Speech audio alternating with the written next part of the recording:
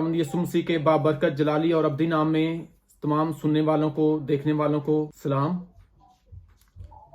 अजीजों, कुछ अरसा से हमने देखा कि जो मसीही लोग हैं पाकिस्तान में ख़ास तौर पर, उनके साथ कुछ मजहबी तशद्दुद होता है या उनके साथ कुछ ऐसे वाक़यात हो जाते हैं जिसकी वजह से पूरी कौम जो है वो एक सख्ते की हालत में आ जाती है और समटाइम वो दुख महसूस करते हैं कि पाकिस्तान हमारा भी उतना ही मुल्क है जितना कि सबका है, तो फिर ये हमारे साथ ऐसा क्यों होता है। तो इस मौजू पे बात करने के लिए कि सन 2000 में या उससे पहले जितने भी हमारे साथ क्रिश्चियंस के साथ जो वाक़यात होते हैं, नाखुशगवार वाक़यात ख़ास तौर पर, तो उनके बारे में हम आज तज़किया भी करेंगे और ना सिर्फ हम उन पे बातचीत करेंगे बल्कि हम कोशिश करेंगे कि इस प्रोग्राम के एंड तक आपको कुछ ऐसे मुमकिन हल भी बताए जाएं जो आप समझें कि ये क्रिश्चियन कलीसिया के लिए बेहतर हो सकते हैं किसी भी तरीके से। तो पाकिस्तान में रहते हुए जैसे मैंने बताया कि हम अपने आप को मुहब्बे वतन पाकिस्तानी, मुहब्बे वतन शहरी और इससे भी ज़्यादा अपने आप को एक ईमानदार मसीही कहते हैं।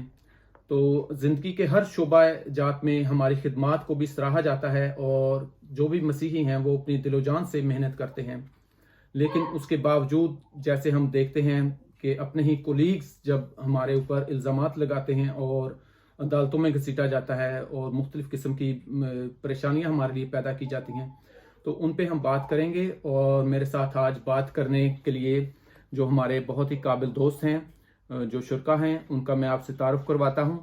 तो सबसे पहले मैं रेवरेंड डॉक्टर बशीर आसिम गिल साहब, बशीर मसीह गिल साहब के नाम से जाने जाते हैं। ये लोकल कलीसिया में बहुत एक्टिव हैं, उनके साथ मुंसलिक हैं और उसके अलावा शेर व अदब से भी इनका खासा लगाव है और प्रोग्राम्स करते हैं, मीडिया के साथ वाबस्ता रहते हैं और अपनी कम्युनिटी में गो के अंदरूनी मुल्क यानी कि यूके में और पाकिस्तान में, बल्कि जहाँ कहीं भी मसीही कलीसिया बात है इनमें इनके चाहने वाले वहाँ पे मौजूद हैं। और इसके साथ हमारे पाकिस्तान से जो दोस्त हैं वो हैं रेवरेंड इरफान जेम्स साहब। ये भी किसी तारुफ के मोहताज नहीं। जब भी कोई पाकिस्तान में वाक़या होता है मसीहियों के साथ या इंसानी हकूक़ की पामाली होती है, तो ये सबसे स्ट्रॉन्ग आवाज़ के तौर पर अपनी जो एहतजाज है उसको रिकॉर्ड करवाते हैं और सोशल मीडिया पर भी इनको बहुत अच्छे तरीके से जाना जाता है। और उसके अलावा कलीसिया के अंदर इनकी बहुत सारी खिदमात हैं, यूथ सेमिनार्स करवाते हैं और अपनी बाइबल स्टडीज़ और बहुत सारे ऐसे जो प्रोग्राम्स हैं उनमें इनकी बहुत सारी खिदमात हैं। और मुझे उम्मीद है कि ना सिर्फ इस प्रोग्राम के वसीला से बल्कि इनके आने वाले जो मुस्तकबिल के जो प्लान्स हैं वो खुदा उनको अपने हाथ में लेगा और उनसे कलीसियाई कौम जो है वो बहुत बरकत पाएगी। तो हम अपने प्रोग्राम का आगाज़ करते हैं और मैं पहला सवाल भी लाहौर से हमारे साथ रेवरेंड इरफान जेम्स साहब, उनसे मैं सवाल पूछूंगा कि मसीहियों के साथ ये जो नारवा सलूक है इसकी तारीख आप क्या समझते हैं, कितनी पुरानी है या कब से शुरू हुआ और शुरू होने की वजूहात जो अगर आप कुछ जानें और हमारे साथ शेयर कर सके तो। जी इरफान। सबसे पहले मैं शुक्रगुजार हूँ साहब आपका कि आपने मुझे अपने इस प्रोग्राम में मौजू किया और मुझे मौका फराहम किया कि मैं अपना मौक़िफ़ आपके प्लेटफॉर्म के तवस्सुत से दूसरों तक पहुंचा सकूं। थोड़े दिन पहले मैंने इस बात को कोट किया था कि यूनाइटेड नेशंस की जनरल असेंबली में प्राइम मिनिस्टर इमरान खान गए और उन्होंने कहा कि सिंस आफ्टर 9/11 जो है वो हमें जो है ख़ास तौर पर जो हमारे मुसलमान भाई हैं उनको बहुत सी मुश्किलात का सामना करना पड़ रहा है। और उस जो उसको मीटिंग को मैंने कोट किया या उस जो उनकी स्पीच थी, तो मैंने कहा हम तो सिंस 1947 जब हम एक अलग स्टेट में आए और जब हमारे इदारों को नेशनलाइज किया गया, तो उस नेशनलाइज करने के बाद हम देख रहे हैं कि गालबन 35-40 साल से हमारे साथ जो नारवा सलूक किया जा रहा है, चाहे वो हमारे इदारे हैं, चाहे वो जॉब है, चाहे वो किसी भी सेक्टर में हम बात करते हैं, तो ये नारवा सलूक की तारीख कोई आज की नहीं या कोई 5 साल 10 साल की नहीं, बल्कि तारीख के पाकिस्तान की जब तारीख का मुतालिया करते हैं तो आज़ादी पाकिस्तान से लेके आज तक हम जो है वो कहीं ना कहीं किसी न किसी तरीके से हम इस असैसिनेशन को, इस नारवा सलूक को बर्दाश्त करते आ रहे हैं। किसी मशहूर शख्स का ये कहना है कि अगर आपने किसी قوم کو برباد کرنا ہے تو اس سے دو کام کرنے ہیں, ایک ان سے ان کی تاریخ چھین لیں اور دوسرا ان کو سیاست سے جدا کر دیں. اور پاکستان میں یہ دونوں کام آپ کے مسیحی قوم کے ساتھ کیے جا رہے ہیں.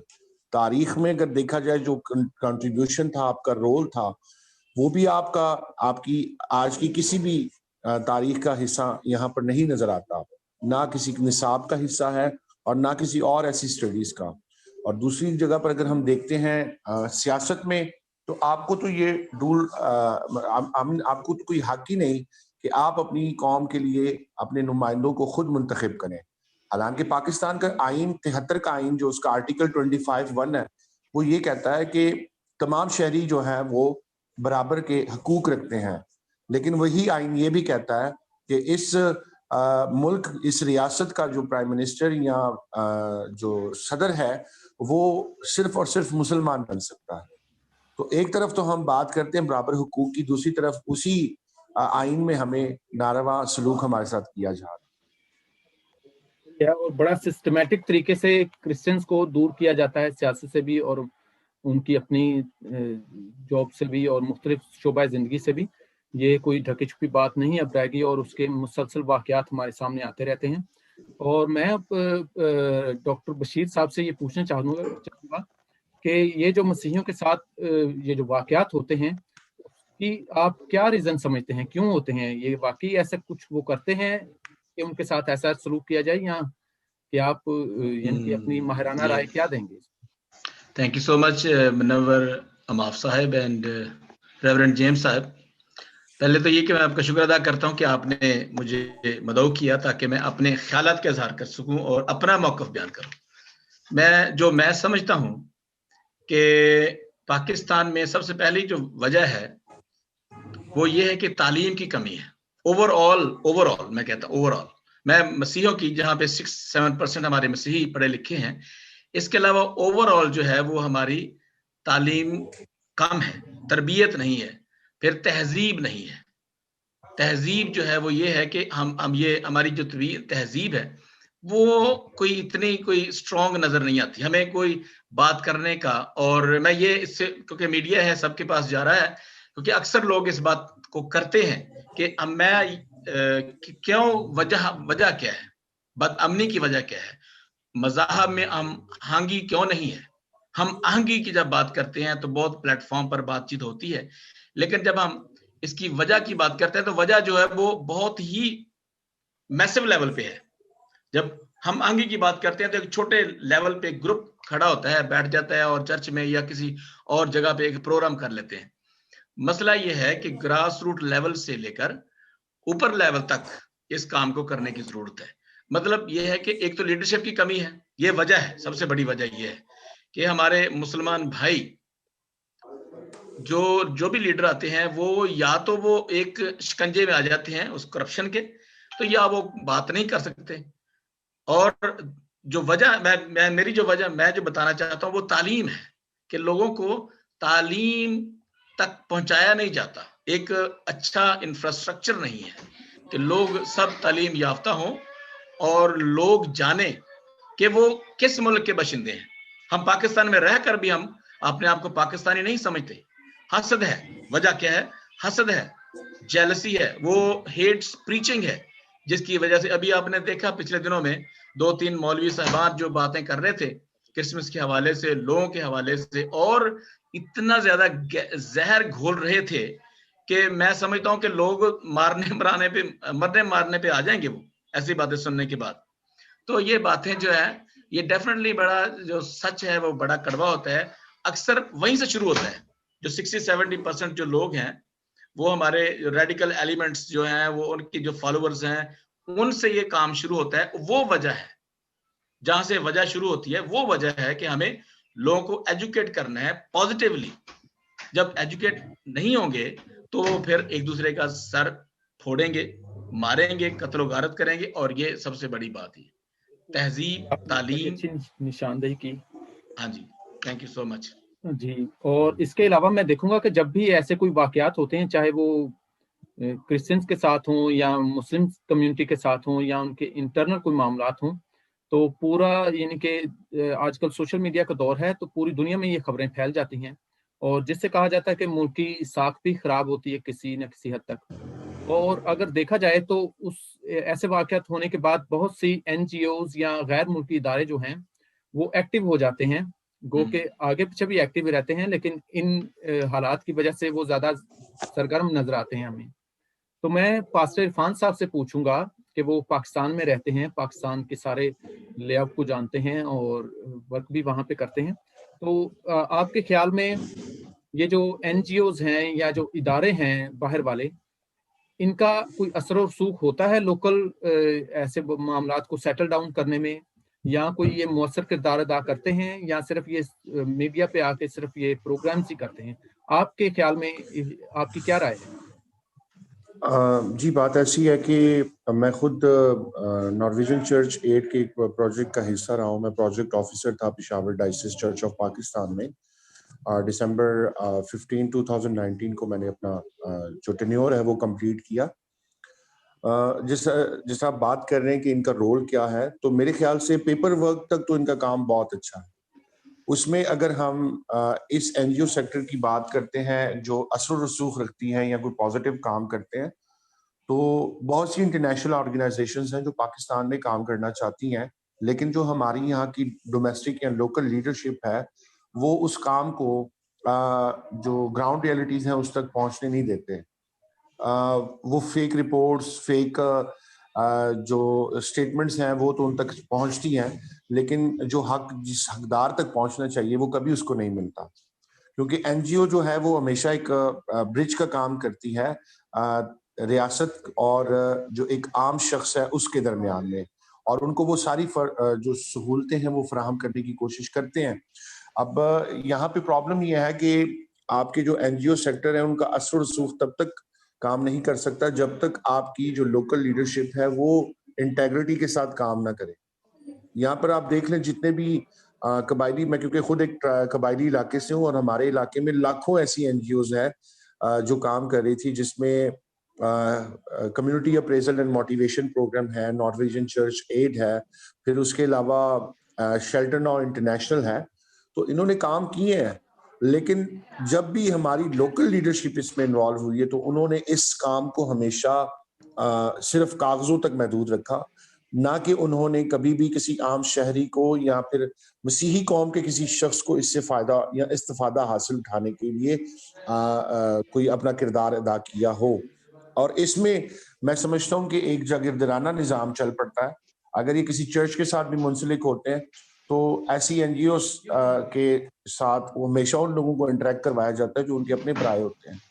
حالانکہ چاہیے تو یہ تھا اگر پاکستان میں بسنے والے مسیحیوں کو آج جو مسائل درپیش ہیں, چونکہ اس بات سے ہم انکار نہیں کر سکتے کہ کرسچینٹی جو ہے وہ پوری دنیا میں تعداد میں سب سے زیادہ ہے, اور اگر ہم پاور کی بات کرتے ہیں تو پاور میں بھی کرسچینٹی سب سے زیادہ ہے. لیکن افسوس یہ ہے کہ پاکستان میں جو ہمارے مسیحی لیڈرشپ ہے, سو کالڈ لیڈرشپ ہے, اس نے کبھی بھی یہاں کے اس خطے کے لوگوں کی آواز بننا پسند نہیں کیا. یہ خود جا کر باہر وہاں پر ہمارے جو, میں آپ کو بتاتا چلوں, جب ہمارے نمائندے کسی انٹرنیشنل کسی بھی جاتے ہیں پریزنٹیشن کے لیے, تو ہمیشہ انہوں نے پارٹی کا موقف بیان کرنا ہوتا ہے. یہ کبھی سچ نہیں بول سکتے وہاں پہ. انہوں نے جو لکھا ہوتا ہے انہوں نے وہی جا کر وہاں بیان کرنا ہے. جی ہمارے حالات بڑے اچھے ہیں. ابھی تھوڑے دن پہلے ہمارے یہاں کے آنریبل منسٹر ہیں اعجاز عالم اگسٹین, صوبائی وزیر ہیں, اور ان سے ایک انٹرویو لیا گیا, اور اس انٹرویو میں انہوں نے کہا کہ پاکستان تو اقلیتوں کے لیے جنت ہے.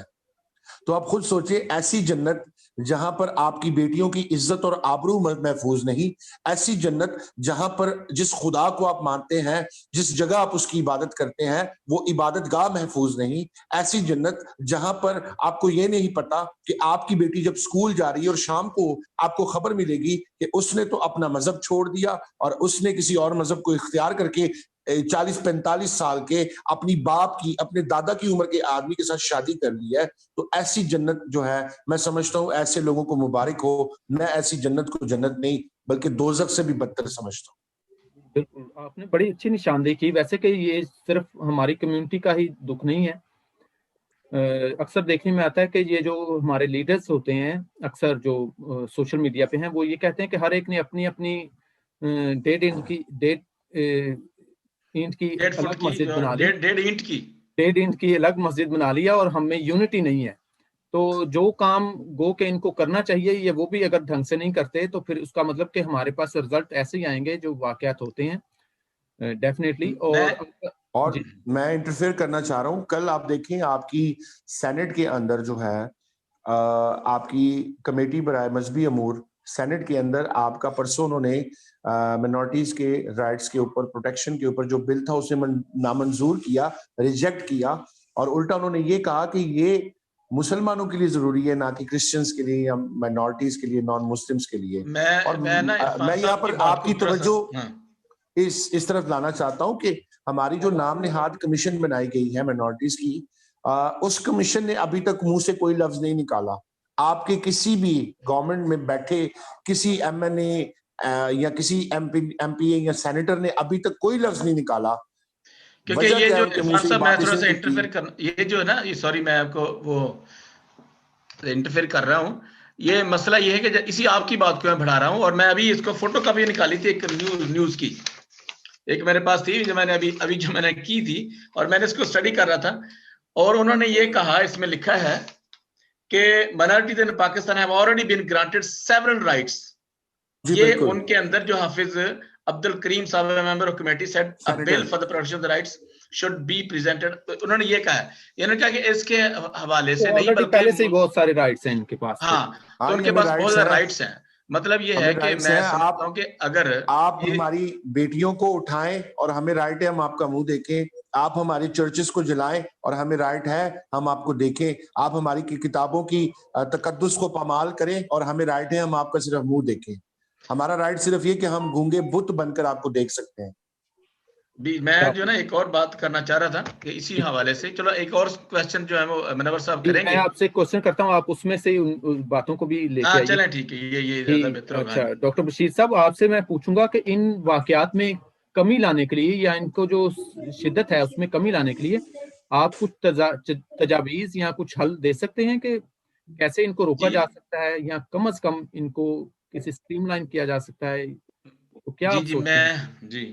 میں سب سے پہلی تو یہ بات کرنا چاہتا ہوں کہ چونکہ ہمارے جو 1947 میں جب یہ سیپریشن ہوئی تو وہ جو کتھارسس یا جو ان کے ساتھ وہ سلوک ہوتا رہا ہے اکثریت کے ساتھ, تو شاید وہ یہیں پہ وہی کر رہے ہیں. اور پھر اس کے بعد ویسٹرن کا بھی ہاتھ ہے کہ کچھ لوگ جب یہ باہر کچھ ایسا واقعہ ہوتا ہے جو دل خراش ہو یا اس مذہب کے اسلام کے خلاف ہو, تو وہ ان غصہ جو ہے وہ اپنا جو بھی ہے وہ گریوینسز کا اظہار وہاں پہ جو مائنورٹی ہے ان کے ساتھ کرتے ہیں. تو یہ جو ہے نا یہ اب مسیحی جو لوگ ہیں نہ صرف ان کے وہ پرسیکیوٹڈ ہیں, پرسیکیوشن ہوتی ہے, ایک تو ویسے پرسیکیوشن ہوتی ہے کہ آپ مسیحی ہیں, آپ عیسائی ہیں, آپ یہ ہیں, آپ وہ ہیں. اس کے علاوہ اکنامکلی پرسیکیوشن ہے اور ایموشنلی بھی پرسیکیوشن ہے. وہ کیسے ہے, ہمارے ایموشنز کے ساتھ وہ کھیلتے ہیں, جذبات کے ساتھ. جب کبھی کسی کرسمس کے حوالے سے بات کر کے, کسی مسیحی کو چوڑا کہہ کے, کسی کو ایسی بات کر کے, اور پھر اس کے بعد یہ جو ہمارا یہ 295C جو ہے بلاسفیمی لاز ہیں ان کا مس یوز کر کے, اور وہ تھریٹ ہے, ایک لٹکتی ہوئی تلوار ہے ہر ایک مسیحی پر, ہر ایک نہ مسیحی پر نہیں بلکہ ہر ایک پاکستانی پر بھی وہی ہے. اور اس میں آپ دیکھیں ہمارے مسلمان بھائی بھی اس کا شکار ہوئے ہیں, تو وکٹم ہوئے ہیں. جیسے رم شمسی کا کیس ہے 2012 میں, آپ نے دیکھا ہوگا کہ وہ بالکل فیک نظر آیا, سارے جو تھے وہ بالکل غلط چارجز تھے, سارے فیک چارجز تھے, فالس چارجز تھے.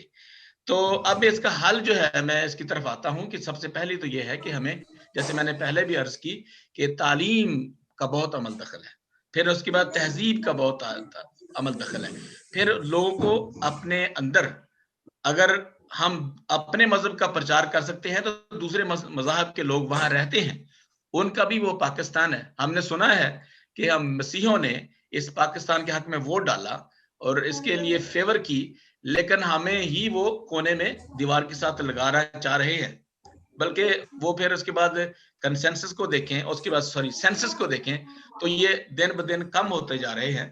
اور اس کے علاوہ کئی وجوہات ہیں جو اس کی ریزولوشنز ہیں یا اس کی سولوشنز ہیں, ریزولوشن نہیں، میں کہتا ہوں سولوشن جو ہے وہ یہ ہے کہ ہمیں سب سے پہلے ہماری جو اکثریت بھائی ہیں، جو مسلمان بھائی ہیں، جو بہنیں ہیں، جہاں پہ ہم کام کرتے ہیں، ان کو دل کھولنا چاہیے، ہم آہنگی کا، محبت کا پرچار کرنا چاہیے.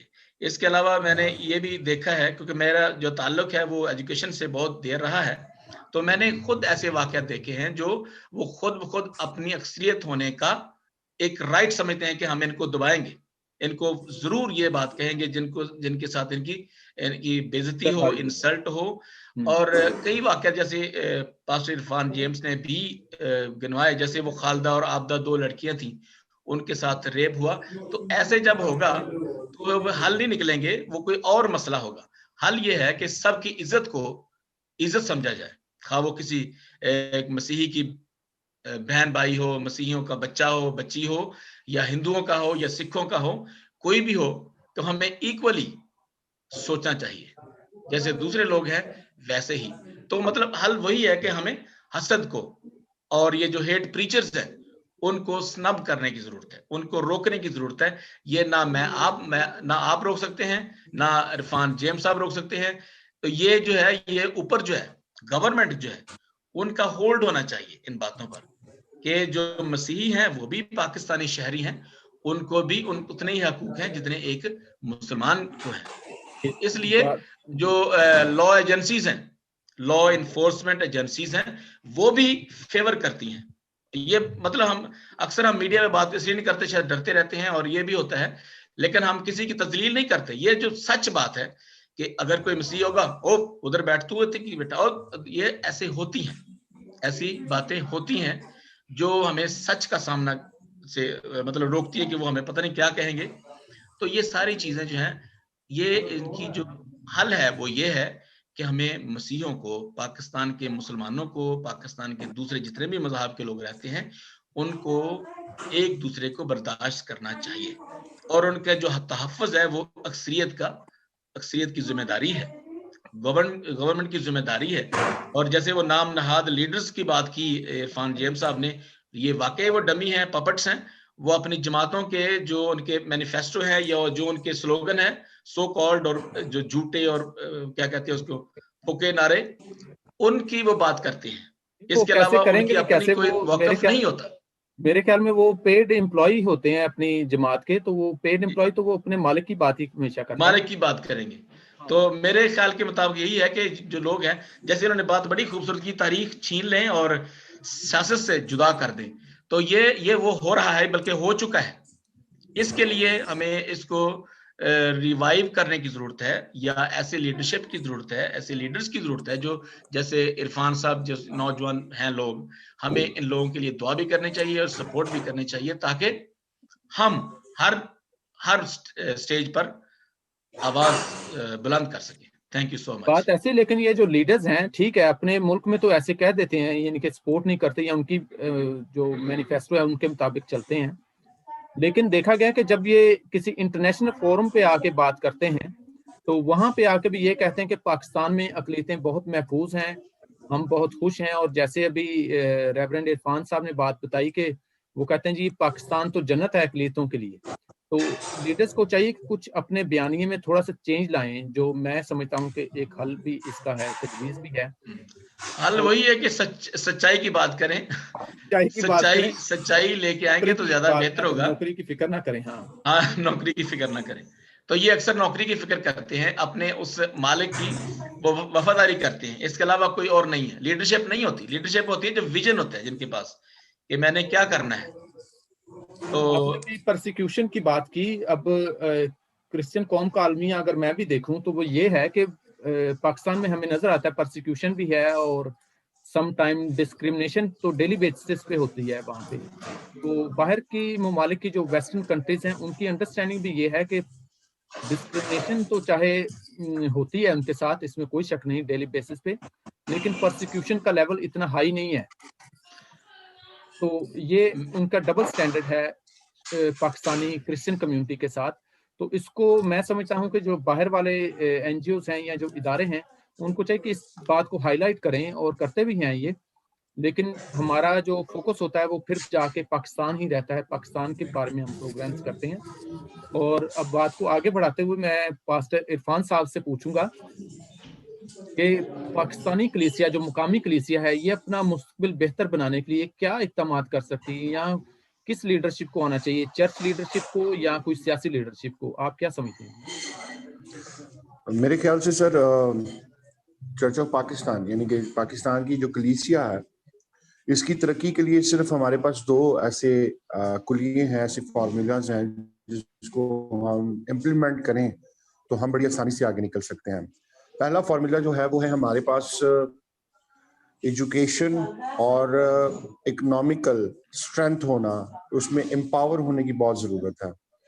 جب تک ہم اچھی تعلیم حاصل نہیں کریں گے تب تک اگر ہمارا ایک جاب ہے اس کے اوپر ان کو چاہیے فار ایگزامپل ان کو چاہیے گریجویٹ بندہ, تو میرے پاس اتنی سکت ہو یا میری کلیسیا میں ایسے نوجوان ہو جنہوں نے ایم اے ایم فل کیا ہو, اگر وہ 100% ہے تو ہمیں 110% ہونے کی ضرورت ہے.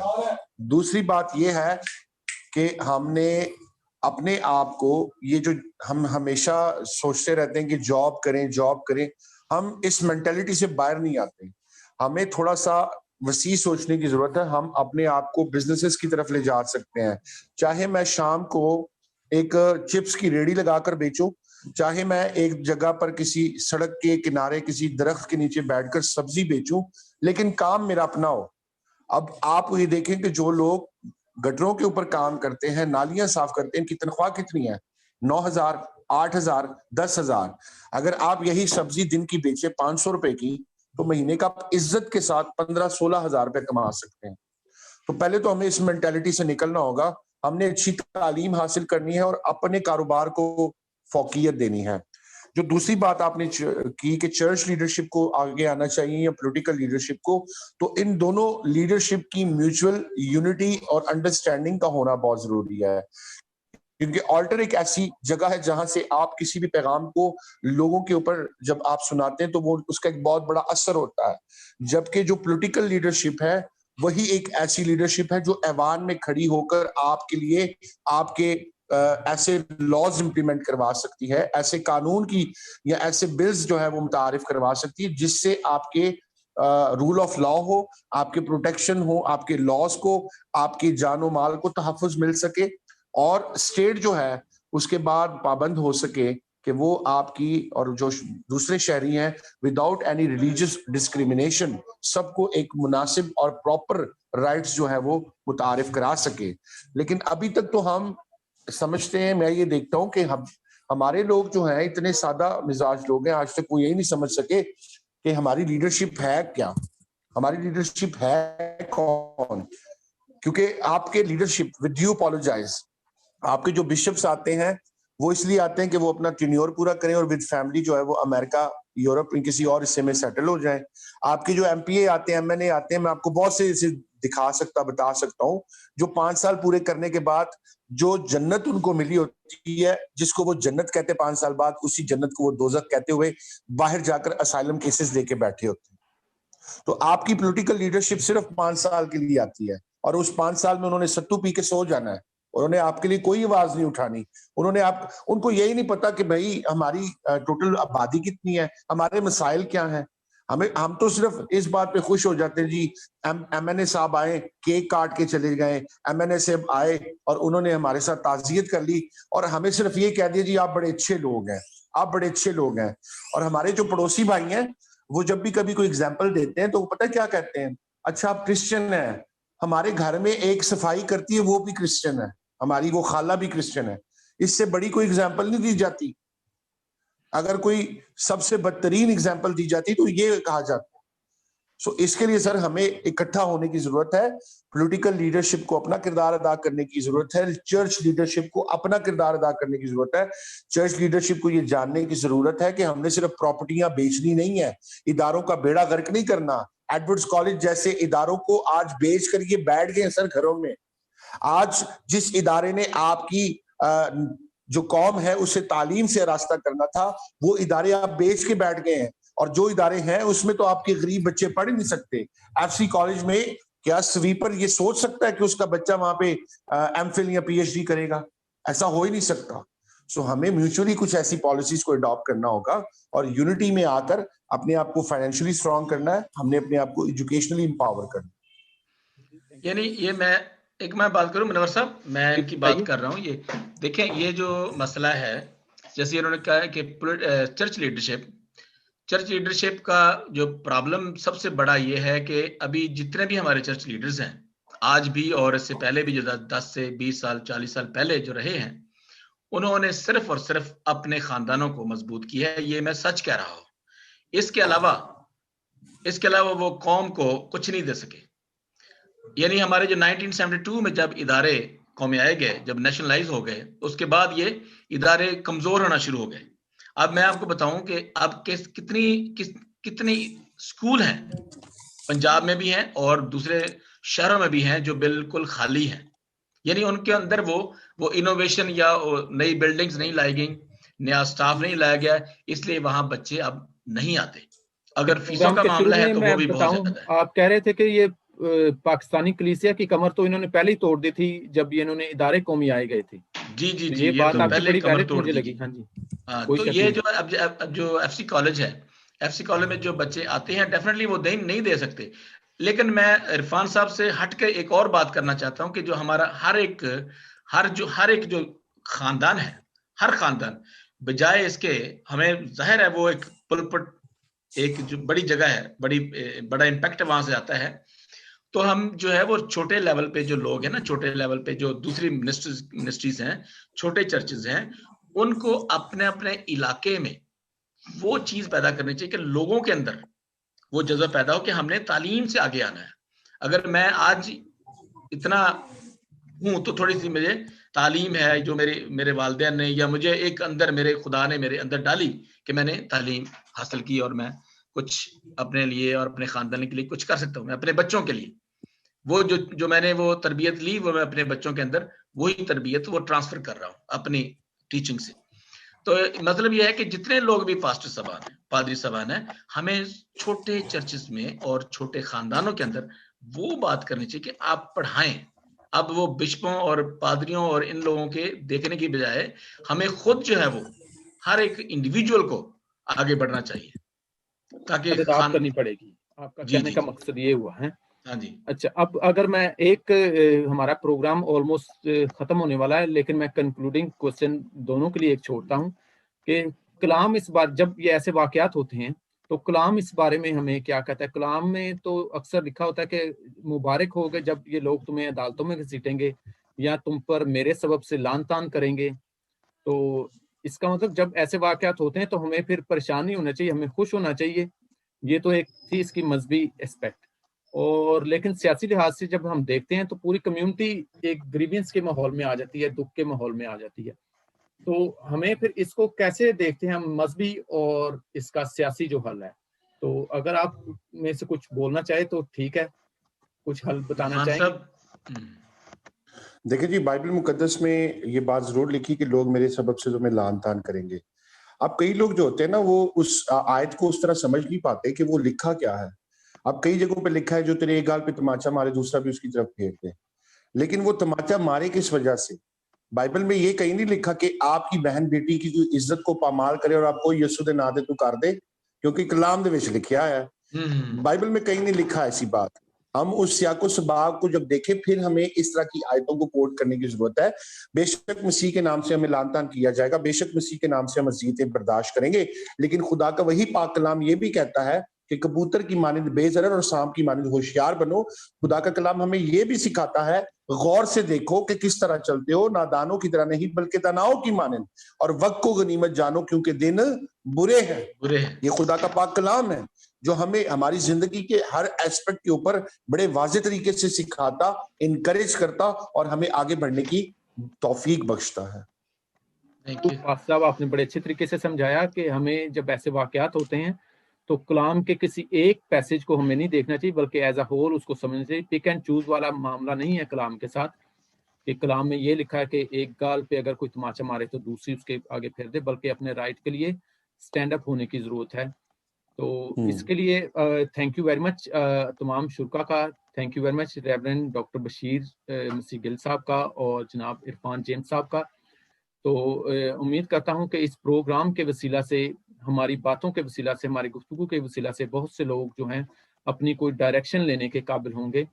تو اس امید کے ساتھ ہی ہم خدا حافظ کہتے ہیں کہ دوبارہ کسی اور اچھے موضوع کے ساتھ آئیں گے تاکہ ہم اس جو بات چیت ہے ہماری اس کو ہم کنٹینیو کر سکیں اور کلیسیا میں ایک کردار ادا کر سکیں.